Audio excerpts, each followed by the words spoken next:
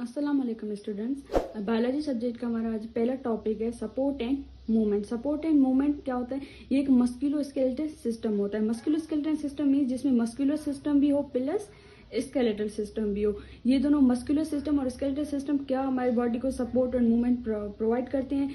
इसके लिए हम थोड़ा आगे इसको डिस्कस पढ़ेंगे कि क्या करते हैं, इसकी डेफिनेशन। आज हमारा पहला लेक्चर है, इसीलिए तो हम इसका थोड़ा इंट्रो देंगे।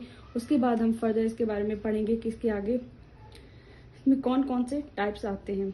These help in movement, shape and protection to internal and external skeleton.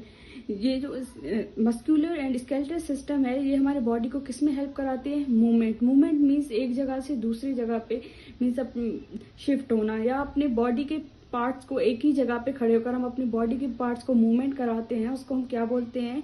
Movement बोलते हैं। और एक दूसरा भी होता है जिसमें बच्चे ज्यादातर कंफ्यूजन होते हैं कि लोकोमोशन क्या है। लोकोमोशन वो होता है जो एक प्लेस से हम दूसरे प्लेस तक जाएं, यहाँ पे वहाँ पे हम ट्रेवल करें, उसको हम लोकोमोशन कहते हैं।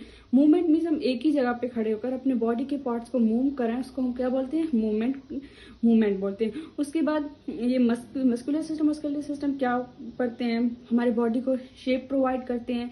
उस और इंटरनल और एक्सटर्नल स्केलेटन होता है, उसको क्या प्रोवाइड करते हैं? प्रोटेक्शन देते हैं। और उसके बाद जो study of human bone is called osteology. Osteo word जब भी आए तो उसका यही मकसद होता है कि मीन्स बोन, और यहाँ पे logy means study of bone is called osteology. जब भी हम ह्यूमन बोन के बारे में स्टडी करेंगे उसको हम क्या बोलते हैं? Osteology. Human endoskeleton further divide into two types. जो कि ह्यूमन एंडोस्केलेटन सिस्टम है वो फर्दर कितने टाइप्स में डिवाइड होता है? दो में, एक कार्टिलेज, एक बोन, और दूसरा कार्टिलेज। बच्चे समझते हैं कि जो बोन है वो हार्ड है इसीलिए वो नॉन लिविंग होगा, नहीं। लेकिन बोन क्या है? लिविंग स्ट्रक्चर है। और दूसरा कार्टिलेज एक फ्लूइड लाइक स्ट्रक्चर है जो ज्यादा फ्लेक्सिबल होता है, जिसमें ज्यादा फ्लेक्सिबिलिटी होती है, वो कार्टिलेज होता है। जो ये ज्यादातर इनिशियली हमारे एम्ब्रियो में मौजूद होता है, उसमें क्या होता है? कार्टिलेज होता है। और बोन होता है हार्ड स्केलेटन जो हमारे बॉडी को सपोर्ट और मूवमेंट में हेल्प करवाता है। और जो आज हम थोड़ा बोन और कार्टिलेज का इंट्रो देंगे। उसके बाद हम फर्दर ह्यूमन एंडोस्केलेटन के यानी कि बोन्स के टाइप्स में जाएंगे, जो हमारा मेन टारगेट है या जो हमारा मेन टॉपिक है इस चैप्टर का, उसको हम डिस्कस करेंगे। लेकिन वहां जाने से पहले हम थोड़ा बोन और कार्टिलेज के बारे में डिफ्रेंशिएट करेंगे कि इन दोनों में क्या फर्क है। तो चले आए नेक्स्ट पार्ट में देखते हैं। तो आज थोड़ा बोन और कार्टिलेज का डिफरेंस देख लेते हैं कि बोन और कार्टिलेज में क्या डिफरेंस है। बोन की जो सेल है उसको हम क्या बोलते हैं? ऑस्टियोसाइट्स बोलते हैं। और जो कार्टिलेज की सेल्स है उसको हम क्या बोलते हैं? कॉन्ड्रियोसाइट्स। कॉन्ड्रियो वर्ड जब भी आए उसका मतलब क्या है? कार्टिलेज। और जो बोन का जो वर्ड हमने पहले भी बोला था कि कौन सा वर्ड पहले आए, तब हम उसको बोलेंगे कि ये बोन को रिप्रेजेंट करे। ऑस्टियो वर्ड है तब मीन्स ये बोन को रिप्रेजेंट करे। इसीलिए जो बोन का सेल है उसको हम ऑस्टियोसाइट्स बोलते हैं, और कार्टिलेज का जो सेल है उसको हम कॉन्ड्रियोसाइट बोलते हैं। बोन में क्या होते हैं? मैट्रिक्स दोनों में मौजूद प्रेजेंट होते हैं। बोन में भी मैट्रिक्स होते हैं, कार्टिलेज में भी मैट्रिक्स होते हैं। दोनों का कोलेजन फाइबर से बना हुआ होता है। कार्टिलेज का भी सेम कोलेजन फाइबर से मैट्रिक्स बना हुआ होता है, और बोन का भी मैट्रिक्स कोलेजन फाइबर से बना हुआ होता है। उसके बाद बोन में क्या होती है? कैल्शियम डिपोजिशन होती है।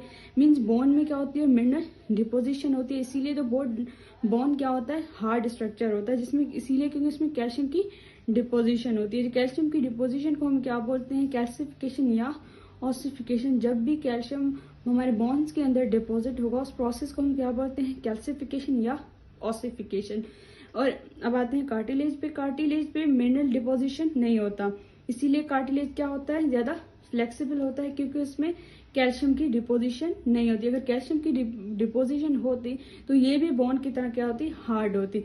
इसीलिए लेकिन कार्टिलेज के अंदर मिनरल डिपोजिशन नहीं होती, इसीलिए इसमें ज्यादा फ्लेक्सिबिलिटी होती है।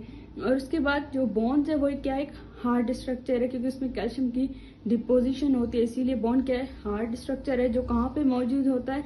एंडोस्केलेटन में बोन्स मौजूद होता है। उसके बाद कार्टिलेज के एग्जांपल, ये इनिशियली कहाँ पे मौजूद होता है?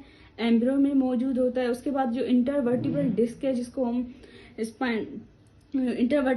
स्पाइन बोलते हैं, वहां पे भी क्या होता है? जो बोन्स के बीच में जो गैप होता है वहां पे भी क्या होता है? कार्टिलेज मौजूद होता है। उसके बाद जो मूवेबल जॉइंट्स की जो एंड्स हैं वहाँ पे क्या होता है, कार्टिलेज होता है, जिसमें जहाँ में इसका मेन रोल होता है, क्योंकि अगर कार्टिलेज ना होता, ये दोनों बोन आपस में क्या होते, रब्स होते, तो एक डिजीज काज करते या एक डिसऑर्डर काज करते, जिसको हम एरेथ्राइटिस करते हैं। इसको हम आगे फर्दर डिस्कस करेंगे कि ये एरेथ्राइटिस होता क्या है। उसके बाद ये नोज टिप्स में मौजूद होता है, जिसमें फ्लेक्सिबिलिटी होती है। जो वूमर पार्ट है बोन का अपर, वहाँ पे मूवबिलिटी नहीं होती, क्योंकि वहाँ पे कार्टिलेज नहीं होता, नोज टिप पे कार्टिलेज होता है, इसीलिए उसको हम इजीली मूव करा सकते हैं। ईयर पिनाई में भी क्या होता है, कार्टिलेज मौजूद होता है। उसके बाद ट्रेकिया, लैरिंक्स एंड इपिग्लोटिस में भी क्या होता है, कार्टिलेज मौजूद होता है। ये भी सॉफ्ट एरिया होते हैं। और भी ज्यादा एग्जांपल है, लेकिन हमारे बुक में जो एग्जांपल गिवन है उसी हिसाब से हम इनको याद करेंगे। इसके बाद हम आएंगे अपना मेन टॉपिक ह्यूमन एंडोस्केलेटन, जिसको हम कल नेक्स्ट टाइम डिस्कस करेंगे फर्दर। उसके बारे में उसके बोन्स पढ़ेंगे, बोन्स के नेम पढ़ेंगे, टाइप्स पढ़ेंगे, उनके यूजेस या फंक्शंस पढ़ेंगे। उसके बाद सपोर्ट एंड मूवमेंट, यानी कि स्केलेटन और स्केलेटल में कौन से डिसऑर्डर्स होते हैं।